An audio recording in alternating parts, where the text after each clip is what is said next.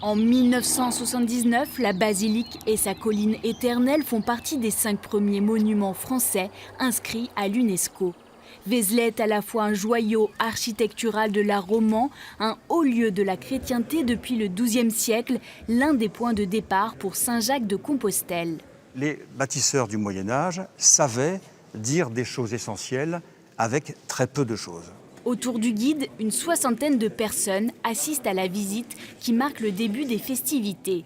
La majorité savent que la basilique est inscrite à l'UNESCO, un label qui a bien évidemment renforcé son rayonnement. Avec 1 million de visiteurs chaque année, c'est le site gratuit le plus fréquenté en Bourgogne-Franche-Comté.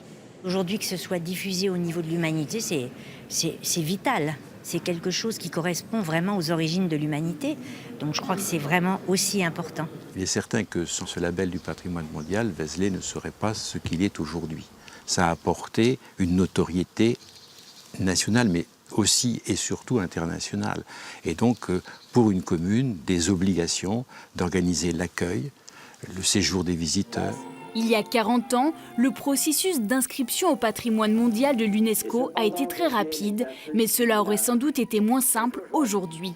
Il a fallu près de 10 ans, par exemple, au climat du vignoble de Bourgogne pour obtenir la prestigieuse distinction. En 1979, c'était très naturel.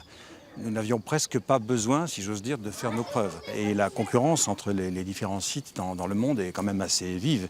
Cela dit, aujourd'hui, si Vézelay était candidate pour la première fois, ce qui n'est plus le cas, au patrimoine mondial, je suis persuadé que la candidature de Vézelay serait accueillie avec beaucoup de bienveillance. Pour célébrer cet anniversaire, une rose a été baptisée Vézelay.